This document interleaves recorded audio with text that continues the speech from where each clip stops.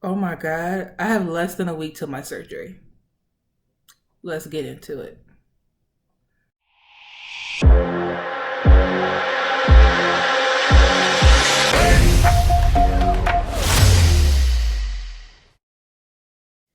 Hey fam, it's your girl HC. So let me catch y'all up. I know I haven't made a video, but it just didn't sit right with me trying to make a video during this time. We have a lot going on in the world, and a video was not the top of my list as a priority. So I'm here trying to catch you guys up. So on May 27th, I went in for an appointment with the breast specialist, and me and her had the longest talk ever, her and my mom and me. And we discussed what she will be doing for surgery. So she discussed with me her portion of the surgery, and her surgery is anywhere from 2 to 4 hours. So I'm going to be in surgery for a while. From 2 to 4 hours, plus the other breast plastic surgeons, which is anywhere from 2 to 3 hours, I'm looking at a 4 to 7 hour procedure. So it's going to be intense. I'm not going to have anyone with me, and it's not like I picked it. I know people think I'm stubborn and I tell people not to come, but it's going to be intense because I can't have anyone there with me because of lovely COVID-19. Um, I know my mom, she's probably going to find a way to get into the hospital. That's just my mom. Telling her no is like trying her. She's going to find a way in. But we'll see. So, I don't know, guys. The appointment was really quick. I don't know. It didn't entail what I thought it entailed. It literally was, I walked in. I get the same room every time I go in, guys. It's this, I call it the anxiety room. You go in there and your anxiety goes up. And I just look at her and she's like, "You okay?" I went, "Mm-hmm." I'm so quiet when I go in there. Everything that I had, it literally gets quiet. So she always takes the sheet of paper out of my hand to make sure I give her all the questions because she goes, "I know you forgot what it was." And she takes it out of my hand and she reads all my questions that I have. I love my breast specialist. She's super sweet. Um, she went over everything and how her procedure's gonna go and where she's gonna cut and what she's taking out and what she's sending and what she's not sending. So one thing I did learn is she's gonna take some extra lymph nodes to see if they are cancerous as well. So I'm not mad at that. Take all you can, get really greedy with it, and send those off. And she goes, they will test those literally in the moment of my surgery. I guess the lymph nodes are a little bit quicker to test than everything else of the other breast tissue. So she says that any of the first rows of lymph nodes light up, she's gonna take them all. That's fine. Take my lymph nodes, and she's going to make sure that I am clear and hopefully cancer free and hopefully that I don't need any other treatment because I caught it really early. So since I caught it early and it's considered stage 0, um, DCIS, I am really blessed and fortunate. Hopefully I may not have to get any other type of treatment. That's my prayer. Um, I don't know. Time is moving fast, you guys. It's already the 3rd, and my surgery is the 9th. I don't have any time to waste. And one thing about this lovely pandemic that we're going through and all the other chaos, I have to get tested for COVID-19. I do not have it. I don't have any symptoms of it. Let me put it that way. I haven't been around anybody. I barely go outside, you guys. I go outside for a couple things and bring my butt back home. Um, it's a procedure for the hospital. Anybody that's getting anything done at the hospital, such as surgeries or any other small procedures, they have to get tested for COVID-19. And our place is a little different. I got a phone call literally right before I started this video, and they told me, y'all hear my neighbors? Just loud. Um, they told me that I have to actually go through a drive-through. I guess that's how our hospital is running it. You drive through, you pull up, you tell them, and then they do the test in my car. I don't know. We're learning as I go. So this is new and intense. I do not want the COVID-19 test. It looks intense. It's like a long Q-tip, I think, and it goes up. I don't have time for that, but I have no choice. I have to be ready for it. They actually called me and told me that my appointment is on Sunday at 4, and once I go in for that, you are not allowed to leave the house. So that means if I don't have what I need in this house by Sunday, I'm not getting it. My surgery's on Tuesday. So Sunday, Monday, and Tuesday, she said you self-quarantine yourself in the house. Even even though you may not have it, she goes stay in the house until it's time for surgery.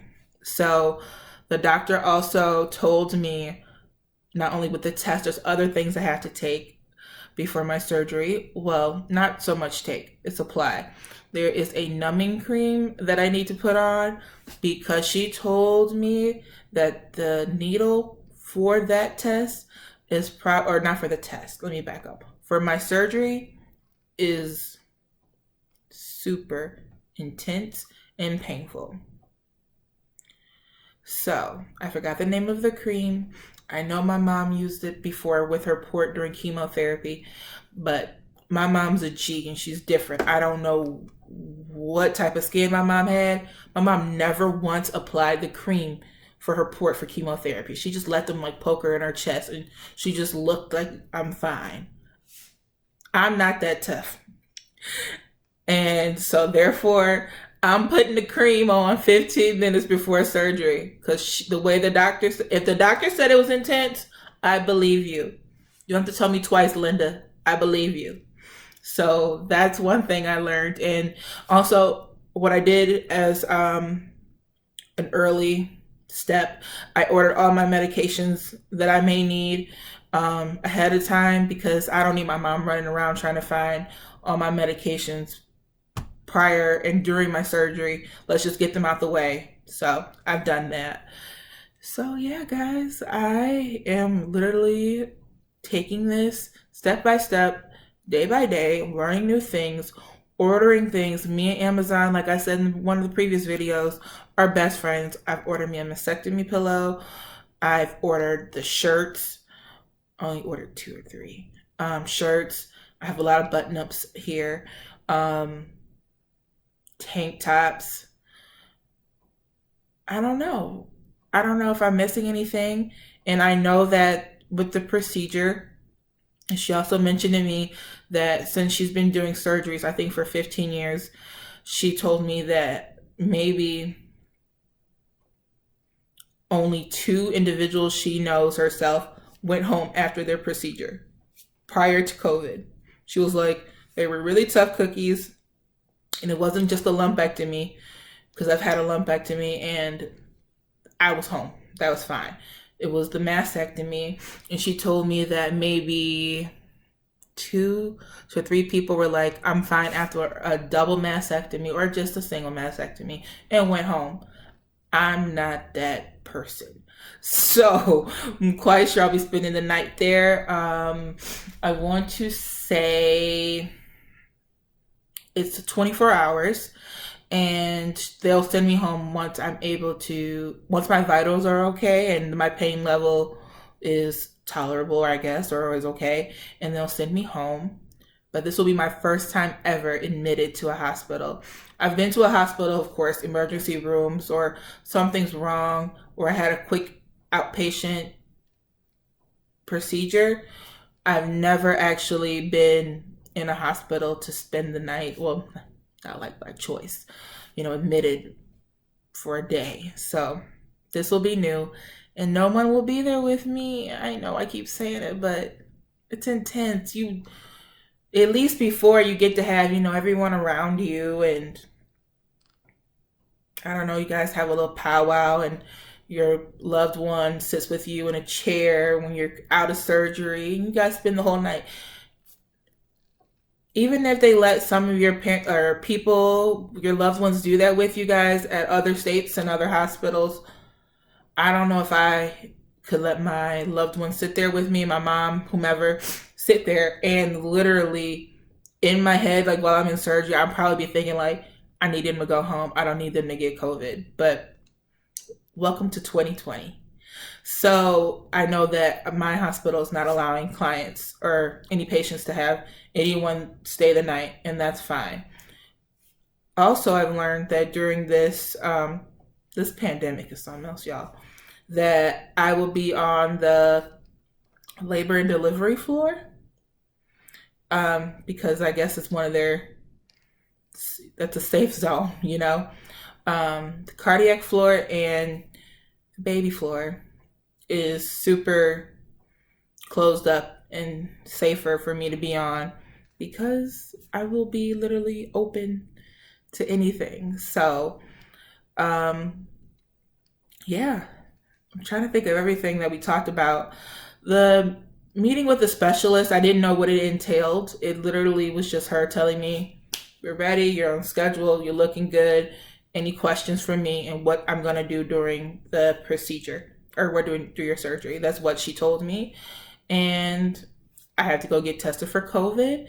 And she was like, "See you on the 9th." And that was it. So now I know I met with my plastic surgeon for the reconstruction part. And I've also met with my specialist. Met with everyone. My oncologist is on board. We're all ready. That's pretty much it. I just want to make sure I caught you guys up on everything and for other people to know what this all entails and what they should do before their double mastectomy. I hope no one ever has to go through this, but look where I am. I'm going through it. So, you guys, if you guys have any questions, you can email me on here or leave it in the comments. But yeah, guys, June 9th, I have 6 days. I ain't got no time to waste. Thanks, fam. Love y'all for the support.